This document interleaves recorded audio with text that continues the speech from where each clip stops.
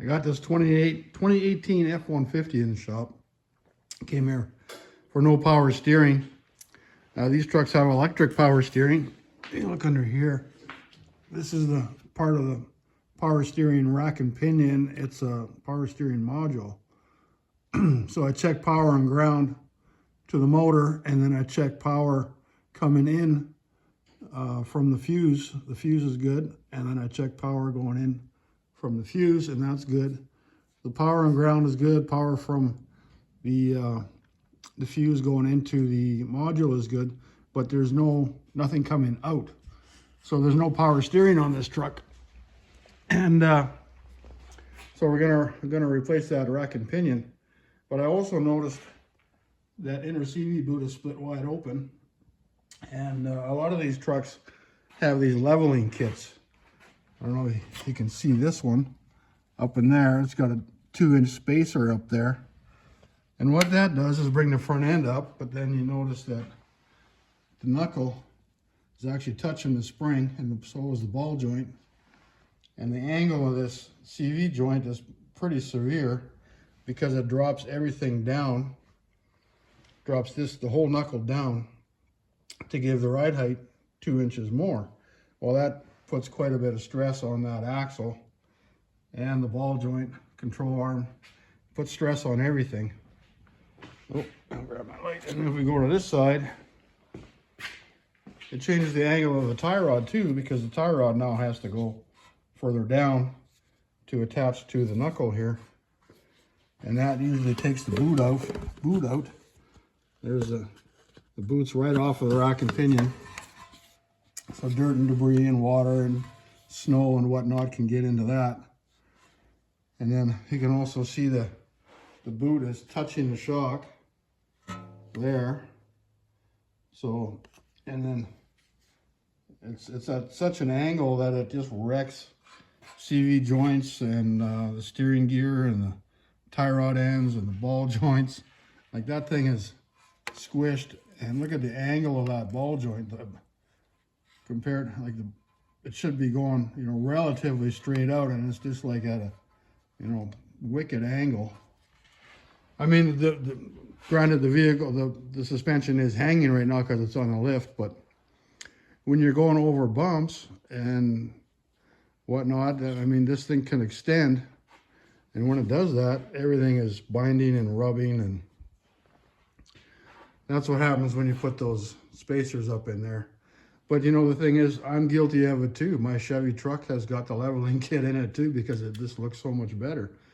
So when you put those leveling kits in, you're sacrificing spending money on maintaining your suspension and your steering just to get that little bit of ride height. And you know, it looks good, but be prepared to spend some money on repairs. I mean, this rack and pinion, I don't know if the boot being open wrecked it, or in this case it's electronics. So I mean, that's a $1,800 rack and pinion plus the labor to do it. And then the axle, you know, these axles aren't too expensive, but a couple $100 to replace the axle. And you know, before you know it, you're looking at, you know, $3,000 repair just to get that truck a little bit higher up. So just be aware that if you do decide to install those leveling kits, be prepared to eventually spend some money on repairs. So that CV axle absolutely refused to come out. I tried a big pry bar with a long bar on the end of it, trying to get it out of there. Tried the air hammer, no luck. That thing would not come out. I didn't want to stick a wedge in there because I don't want to damage the seal.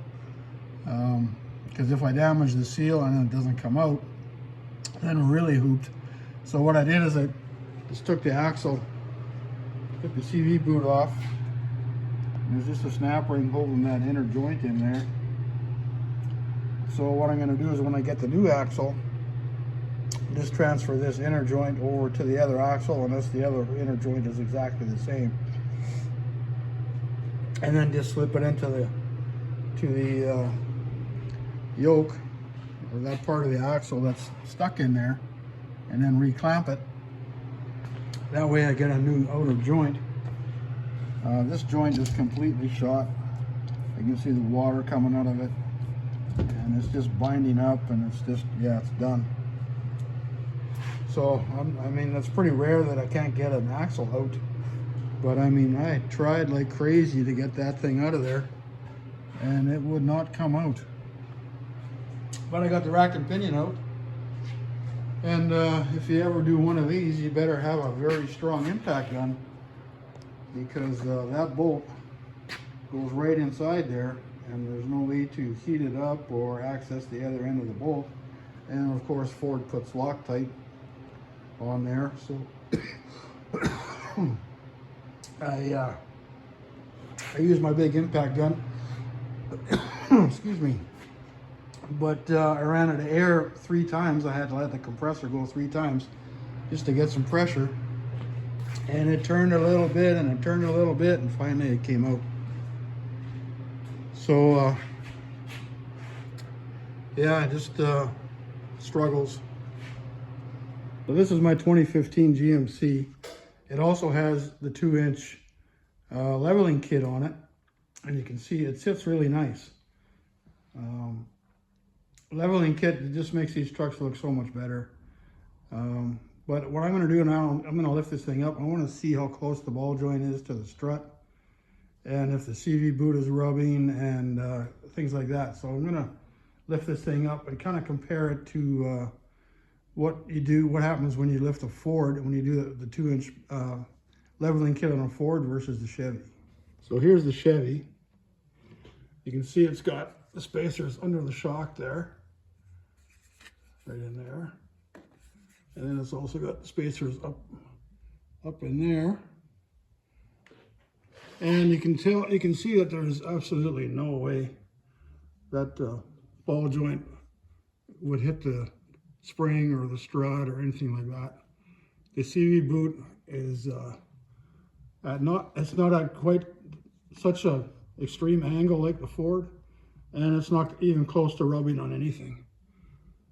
So yeah, you can see here it's got these spacers in here.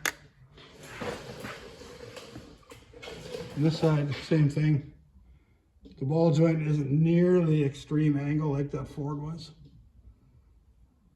And yeah, it's not going to do any damage. I mean, it'll prematurely wear out the CV joint, I'm sure, and maybe the tie rods and the ball joints, because it's not at the desired angle that the manufacturer puts into these trucks. But to do a 2-inch suspension lift on a GM is far safer than doing it on a Ford.